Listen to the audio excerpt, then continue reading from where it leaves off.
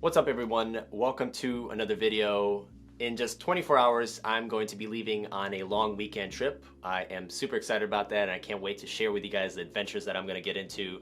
But I thought this would be a perfect opportunity for me to share what's in my camera bag, Travel Edition 2022. I'm going to leave all the links to all the items I described down below in the description, so if you're interested in buying any of those yourself, be sure to check those out. Aside from that, let's get into the video. I've been using this backpack. This is the Peak Design Everyday Backpack 20 liter in charcoal the past couple of years, and it's been great. I've used a couple different camera bags over the past couple of years, and this has been by far one of my favorites. It's really withstood the test of time. All the elements that I've thrown at it, like snow, sand, rain, even radiation in Chernobyl. And it's really been able to hold all my camera gear together, protect it pretty well in a small, compact form that I could just slide under the airplane seat in front of me without having to put this in the overhead compartment.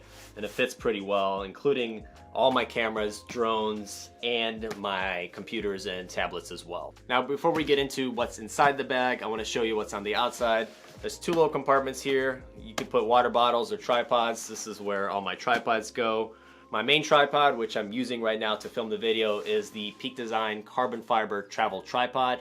Whew, that's a mouthful. It's a great tripod. I purchased it last year. I haven't really used it that much, but I will be using it on my big trips, especially if I'm using my main cinematic camera. It's a great tripod. It is carbon fiber. It's a little bit more expensive, but it has a lot of really cool, nifty features, and it has a nice, sleek, robust design, so I am excited to use it. On the other side, I have my small tripod for my vlog camera. This is the Ulanzi MT47.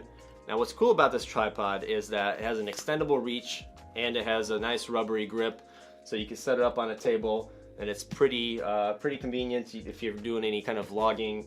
I like it for that. My previous tripods that I used for my small vlog camera were all kind of flimsy, and that's why I bought this one. It has a nice design. Again, I got it on Amazon for about 50 bucks.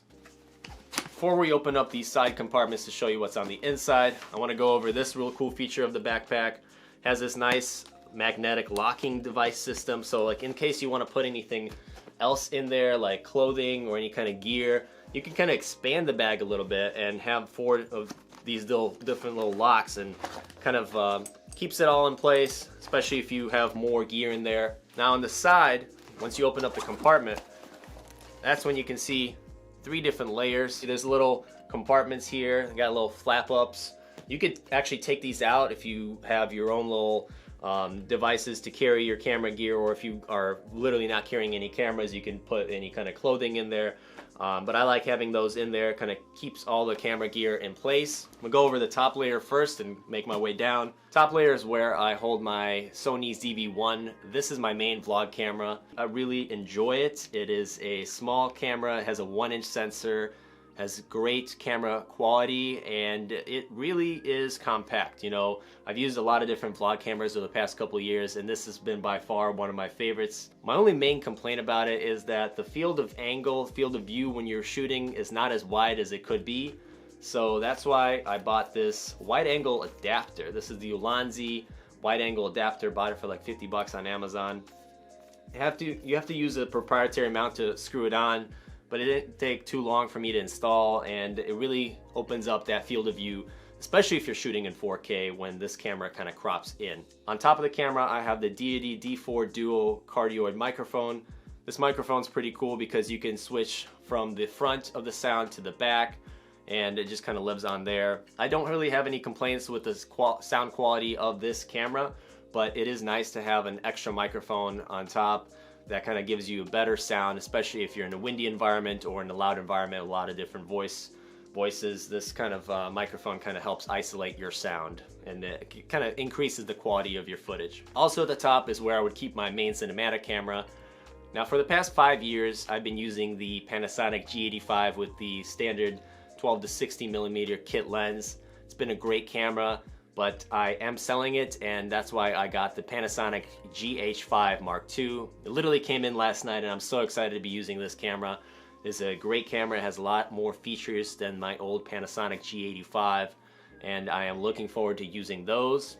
4K quality is super great. On top of the camera is where my microphone lives. I'm using the Shure VP83 Been using it for the past couple years, no real complaints. It has a lot of new features, and it has a ability for you to adjust your sound right on the microphone. There's little buttons right on there, so it's a great microphone. The sound you're hearing from my video right now, it's coming from my microphone, so it's great. It lives right up there. Further on down in the second section, below is where you'll find all my other stuff, like for instance, my LaCie rugged USB-C 5TB hard drive. Since I've been shooting in 4K, I really needed a hard drive that can store a lot of my footage. I keep this in there, and I flap the little dividers up a little bit to kind of hold it in place so it doesn't get damaged during transit. And on the side of the flaps is where I keep my action camera. Now for my action camera, I'm using my GoPro Hero 9 Black Edition. I have a couple different mounts in here for it, like for instance this magnetic snap mount. This is really cool. I also have this Joby interlocking suction cup arm. This is where I get my in-camera shots. I just kind of mount it up on the windshield and angle it down. I don't always use my GoPro, but it does help having it in case you are using you know, any kind of situations where you need a smaller camera to kind of fit in there. The big cameras won't be able to fit in small places where the GoPro can go. Or especially if you're doing any kind of adventurous hiking or snowboarding or skiing, you really don't want to use any big cameras that can break, so a GoPro is great for that. Down below is where I keep my drone. This is my Mavic Air 2. I really like this drone. It replaced my DJI Mavic Pro that I had previously. Has a smaller form factor, but doesn't really have as many camera features that the old camera's drone had, but I really do enjoy it just for the form factor alone. Now my biggest complaint is that the controller itself, it is so large. I keep the controller on the other side, but the controller is about as big as the drone itself, and it is wider than the drone. But that's my biggest complaint about the drone. I keep the controller over here. That's pretty much what's on the inside. Now we can cover what's on the outside of these flaps. So, real quick. On this flap where all my camera gear is, I have my Rode lavalier mic. This is the microphone I use to get any kind of voiceovers when I'm filming videos. I have this. This is really cool. This is the Anker MagSafe battery attachment. You could attach it to your iPhone magnetically, and it gives you your iPhone extra boost. And it really has this cool feature where you can just kind of stand it up and watch videos, especially if you're on an airplane. I take a lot of photos with my iPhone, and I like having extra battery just in case it runs out. So that's where that lives. I also have a bicolor LED panel. This is the LumeCube Panel Go. I don't always bring it with me, but it is nice and helpful to have it, especially in situations where I'm in a dark environment. I want to really have a nice light on my face when I'm filming.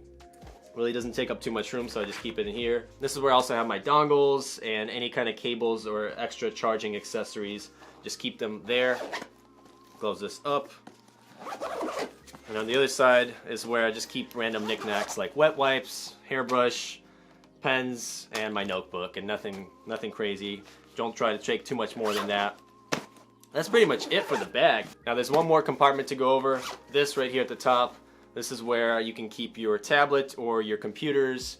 You can hold up to a 15-inch laptop, and this is where my 14-inch M1 MacBook Pro lives. It is a great laptop, and I've been using it to edit these YouTube videos for the past couple of months ever since I've got it, and I am so happy with it. It's just by far one of the best Macs I've ever owned. Right here, there's another compartment. This is where I keep my AirPods, any kind of batteries.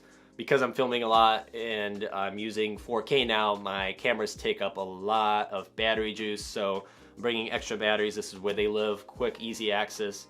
I also have my photo accessories. Now by photo accessories, I am referring to these Moment lenses. If you don't know what these are small lenses that you can attach to the outside of your phone, any kind of phone really. It doesn't have to be an iPhone, it could be an Android. As long as there's a phone case for it, you could attach it and you can get really cool footage. I've been using these lenses on and off. I don't always use them, but they do come in handy. For instance, if you want to get a macro shot, or if you want to get any kind of telephoto shot and you don't want to use, or your phone doesn't even have a kind of a telephoto lens, then you can use these attachments. Now you might be wondering, what's the use with using all these lenses, especially if phone technology, camera technology has improved so much?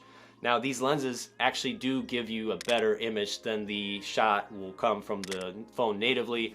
just because it is a single piece of glass and it is pretty well built. They are expensive. They're about 60 to 70 bucks or more a piece. You can find them used online, but I've been really enjoying them, and I just keep them there just in case I want to level up my mobile photography. And that's pretty much it for my bag. One more thing I have on here is the Peak Design capture clip. I just kind of keep this on my shoulder strap, like for instance if I'm hiking and I need to hang up my camera and I need to use my arms or something like that, just kind of clip it on there. Yeah, that's pretty much it. It's a pretty compact bag. I really enjoy it. Been using it on and off, and you know, sometimes I bring a lot less gear, but since I'm taking quite a 5-6 day trip, I do want to bring as much gear as possible to make sure that I can continue making these videos and sharing them with you guys. So I hope that this video was valuable to you. As always, I will be linking everything down below, so check those links out if you're interested in purchasing any of these items. Aside from that, I look forward to sharing with you guys my adventure from Arizona. I'm going to Phoenix, Arizona. I'm going to be doing quite a few hikes and day trips in and around the area. And yeah, be sure to subscribe to my channel if you are new here. I release videos every week or so. And yeah, I will see you guys in the next video. Peace.